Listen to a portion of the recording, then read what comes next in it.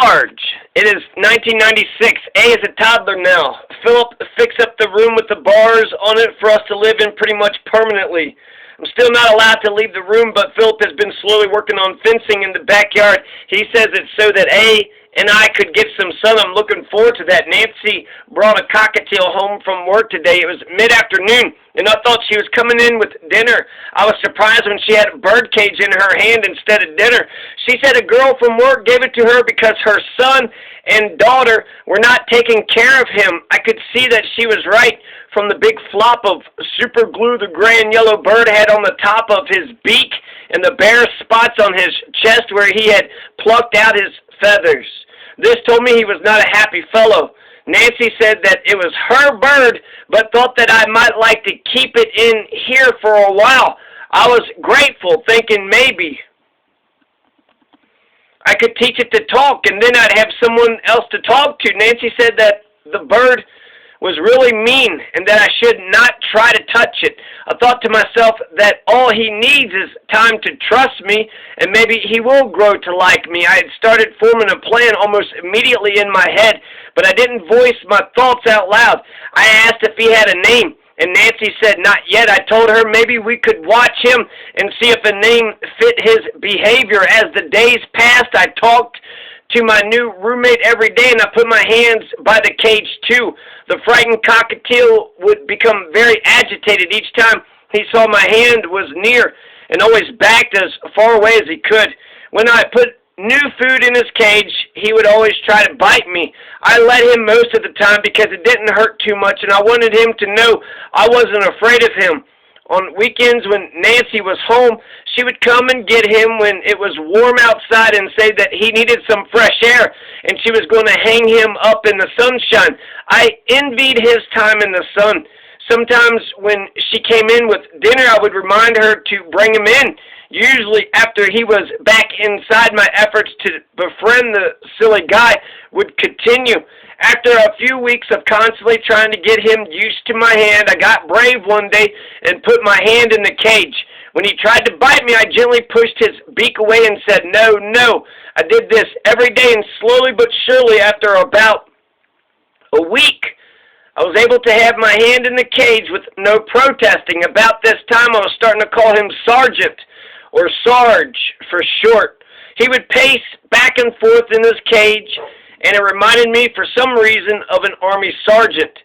So that's what I called him. Sarge was a great singer, he especially liked music and would sing aloud whenever he heard a tune. I first noticed it as I was singing A to sleep and couldn't really hear.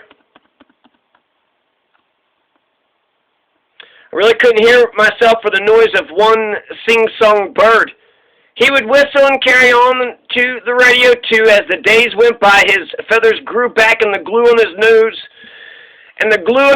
peeled off. Sergeant became much happier and would even sit on my finger. I would take him out of his cage, and he would march back and forth on the floor and make me and the baby laugh and laugh. I didn't really want to show Nancy what I had taught Sarge to do. I thought she might take him away or be jealous. Whenever Philip would come and I brought out Sarge, he would be amazed at the transformation from angry, mean bird to proud, marching, singing bird. He also thought that I shouldn't make too big of a deal about it to Nancy. He thought she might get upset that I had not listened when she said I couldn't touch the bird.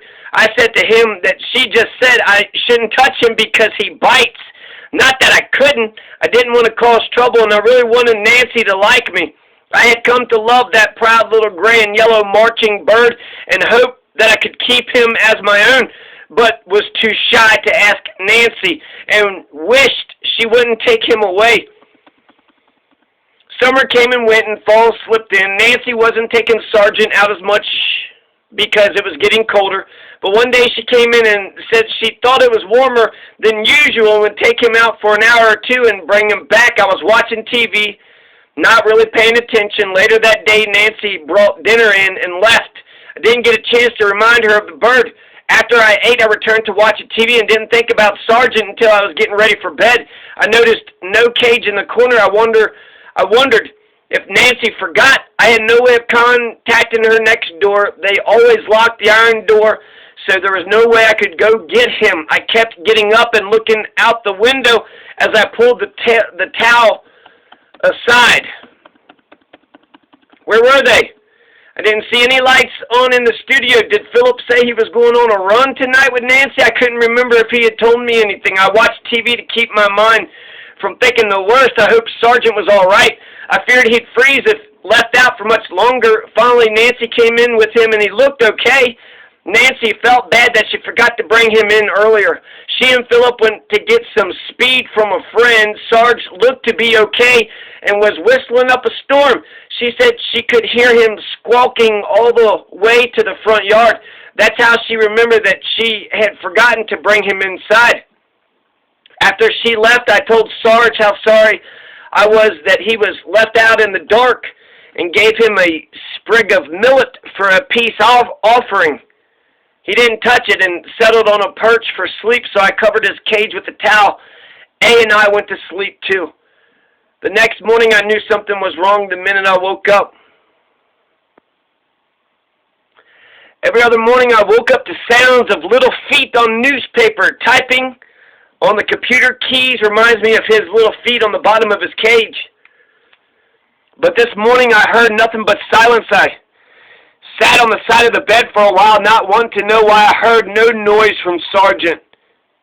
I finally worked up the courage to peek in the cage, and I saw my beloved marching bird dead on the bottom of his cage. I don't know why, but I had to touch him one last time, so I put my hand in and touched him. He was cold, and I cried a lot that day. The hardest part was waiting for Philip and Nancy to come in so I could tell them that Sarge had died. When Philip finally came in, I started crying and told him Sarge got cold and died. At first he didn't think it was due to the cold, but didn't know what else it could have been either. I didn't see Nancy that day. Later I learned she couldn't face me because she thought I blamed her. I do.